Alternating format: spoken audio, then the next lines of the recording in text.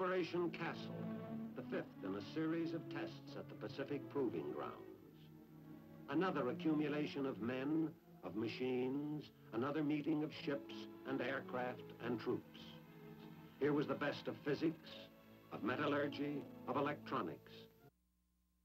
During the months after the historic Mike detonation, preparations for a new series of tests to solve the problems of a deliverable megaton weapon went ahead at an accelerated pace throughout the country. Operation Castle became a reality and is now successfully concluded. The report which follows is a summation of what occurred at the Pacific Proving Grounds during that operation in 1954. Here to lead off this record is General Clarkson, Task Force Commander. Operation Castle was concluded on the 14th of May, 1954. Castle was an all-thermonuclear test, a test basically of devices in the megaton range. We feel that the report of this important test should give the failures as well as the successes, should reflect the changes in thinking that occurred during the test. We hope this treatment will help you understand the problems that were experienced during the course of the operation. This program encompassed then 3 shots on land and 4 shots on barges. Our main base camp on Bikini was located in the same island complex. The firing station to be used on all Bikini shots was located on NU Island. Parry and Eniwetok Islands on Eniwetok Atoll again functioned as the center of land-based operations. This then was the weapons schedule and the operational plan for Castle of March 1st. Parry Island, Eniwetok Atoll. This is the 3rd time this island has been used as the headquarters for a Pacific Task Force. For this operation, a weapons assembly area was constructed at the southern tip of this valuable piece of real estate.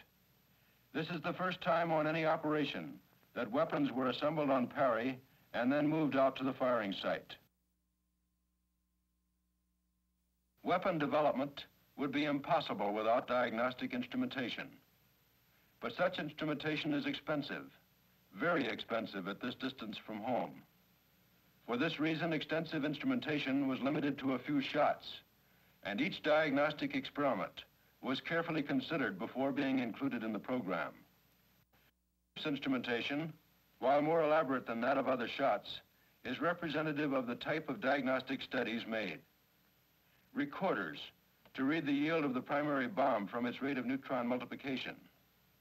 Cloud sampling for radiochemical determination of fission yield and to assist in determination of total yield. High-speed cameras and photo towers for ball of fire photography to indicate total yield of the device. Scopes recording electromagnetic radiation and cameras, both to obtain the time interval between primary and secondary bomb detonations. Other cameras to look directly into the open door of the cab.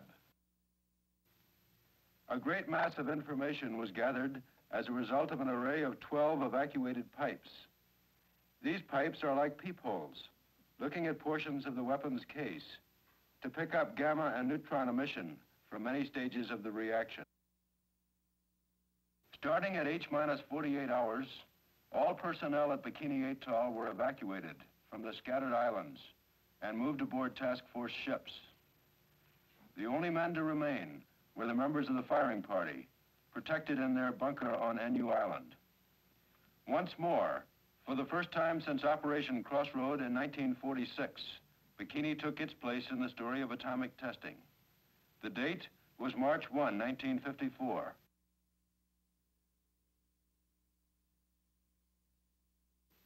This photograph was taken from an airplane at 50 miles.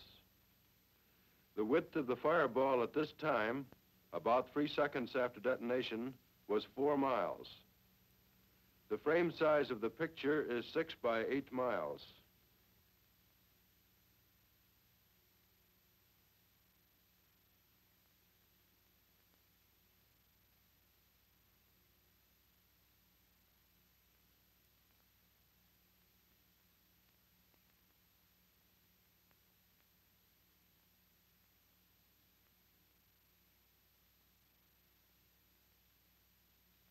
The top of the fireball at this time, 40 seconds after detonation, was 5 miles above sea level.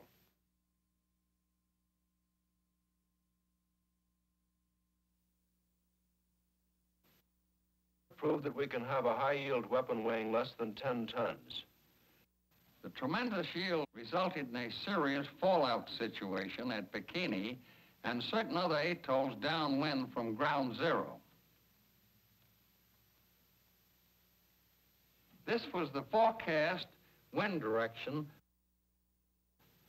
The actual wind was in this direction, some 10 degrees less favorable than forecast. Even so, the winds were within the area of acceptable fallout. However, the unexpected high yield caused significant fallout to occur on Rongelap Atoll, 110 miles distant, on Rongerik, 150 miles from Bikini, and on Uterik, 280 miles out.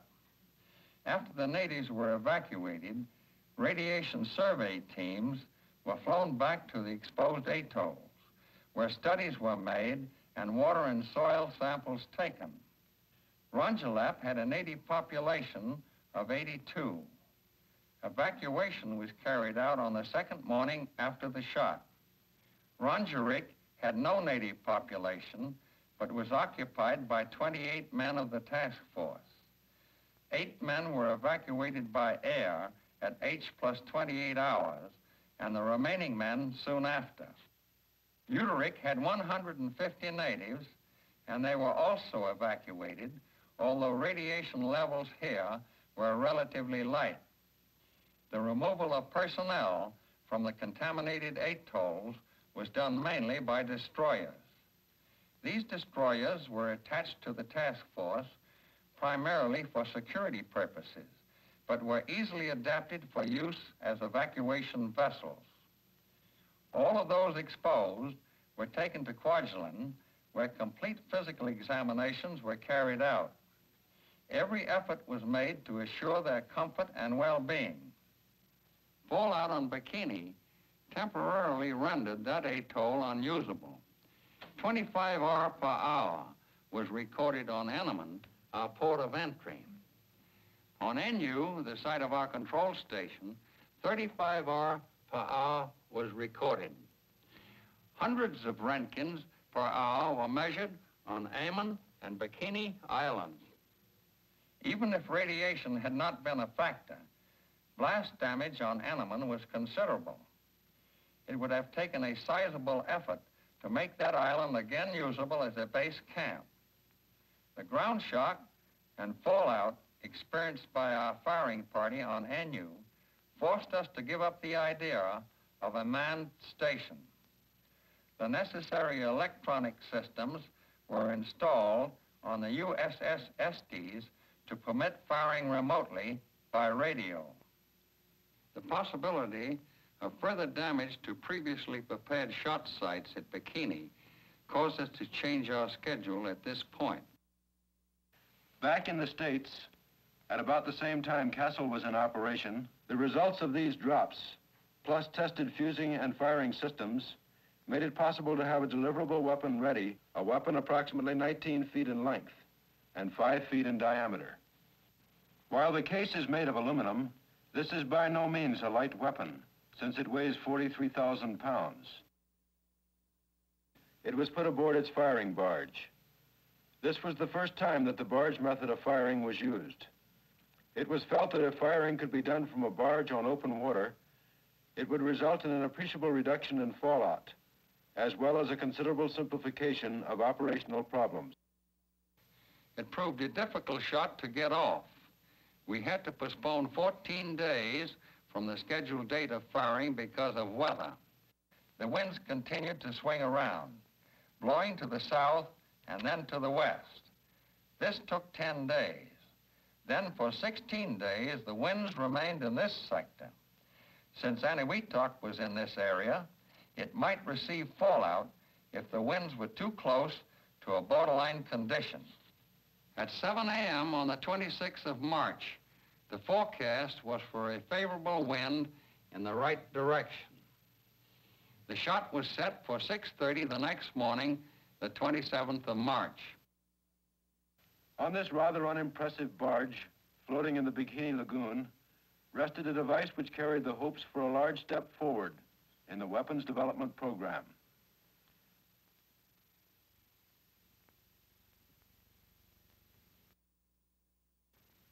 The distance of the camera aircraft is 50 miles. The frame size of the picture is 14 by 18 miles. The film is running at normal speed.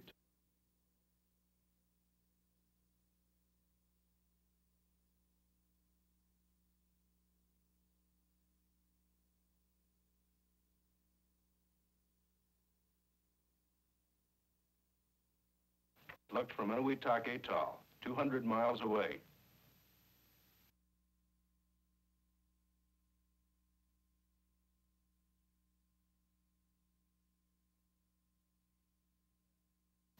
Daily commuting from ship to shore cost several working hours per man each day. We had to watch the radiation doses received by the people working on the test island. A maximum of 3.9 Roentgens per man was set for the operation, and with minimum readings of approximately 100 milliroentgens per hour, the men had to work fast. As on previous tests, the armed forces took advantage of the Castle series to broaden their knowledge of the effects produced by high-yield weapons. As an example, there has been much uncertainty in specifying the minimum safe distance for aircraft delivering high-yield weapons. Blast and thermal effects were measured on B-36 and B-47 aircraft, positioned so that some damage was expected. This data will help us to specify the yield at which parachute drops are required for delaying a detonation, as well as providing us with answers to many questions which arise when positioning for multiple drops is considered. The whole picture of fallout contamination becomes of increasing importance with high-yield weapons. In one program, drone ships were sent into fallout areas to evaluate the worth of a washdown system for ship decontamination. We found we could measure fallout even in large ocean areas by making aerial surveys using extremely sensitive radiation detection equipment and with surface crafts such as tugs and destroyers. As a result of these measurements, we were able to document for the first time fallout data from high-yield detonations. It is now known that fallout from the larger Castle shots blanketed areas of more than 5,000 square miles with radioactive material that would have been lethal to unprotected personnel. This one result gives a new insight into a method for using high-yield weapons in both strategic and tactical situations. It is now around the 10th of April, and the recap of our story of Castle. 3 shots down and 3 to go. The weather continued to work against our keeping a firm firing schedule. During the middle 2 weeks of April, we were faced with the same situation. The winds above 10,000 feet were again in an unsafe direction.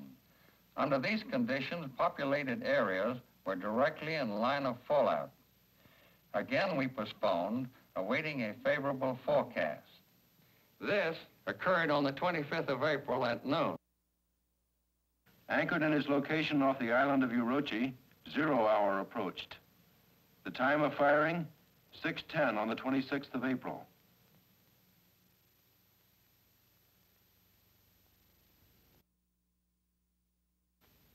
Camera position, 50 miles at 10,000 feet. Size of picture, 14 by 18 miles. Photographed at normal speed. The yield was 7 megatons.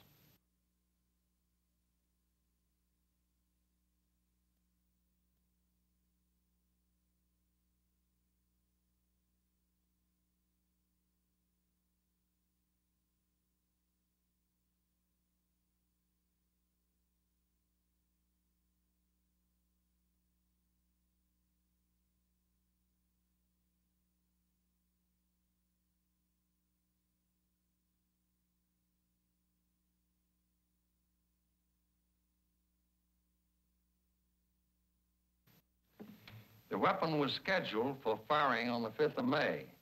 This was 10 days since the last shot. For the first time in the operation, we had what could be considered a normal interval between shots.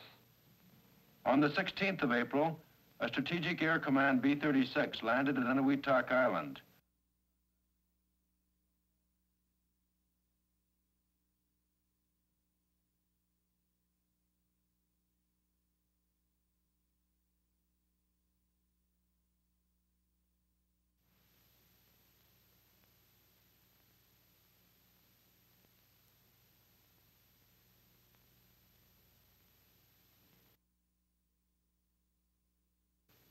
Camera position, 50 miles at 10,000 feet. Size of picture, 14 by 18 miles.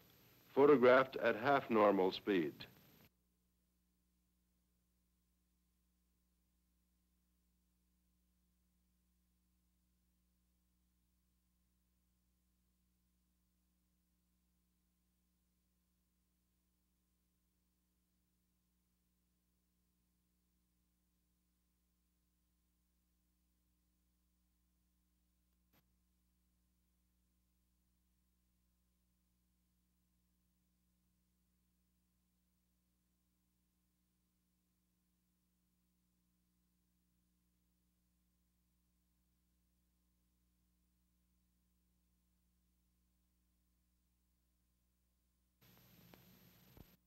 The sixth and final shot of Operation Castle.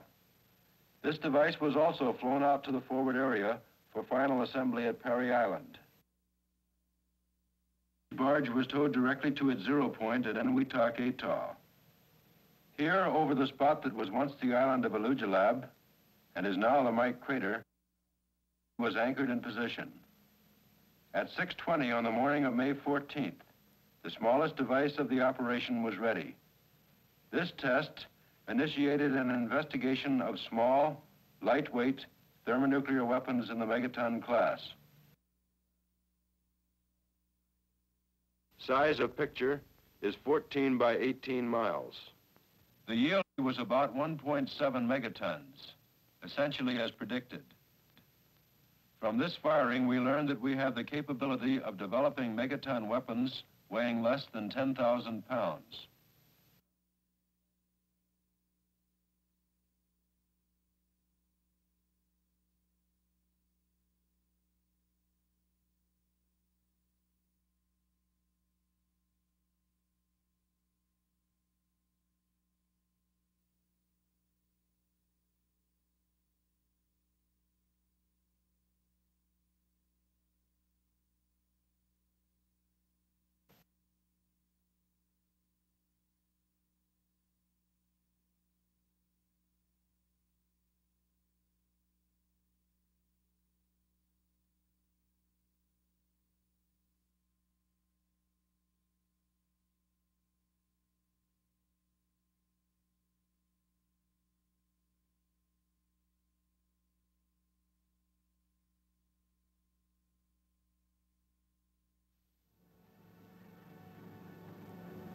Castle was by far the most complex and significant operation in the short but impressive history of nuclear testing, and in my opinion, absolutely vital to national security and the security of the free world.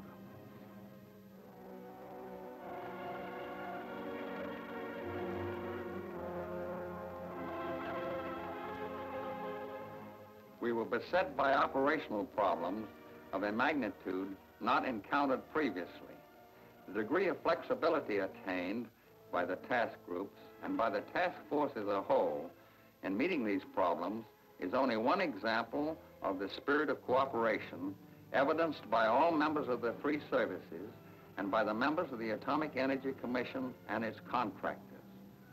To the men who made Operation Castle a success, to the same men who were asked to undergo many personal hardships, I have already expressed my gratitude. I am sure that these men also deserve the sincere appreciation of the Department of Defense, the Atomic Energy Commission, and the people of the United States. This concludes the report on Operation Castle.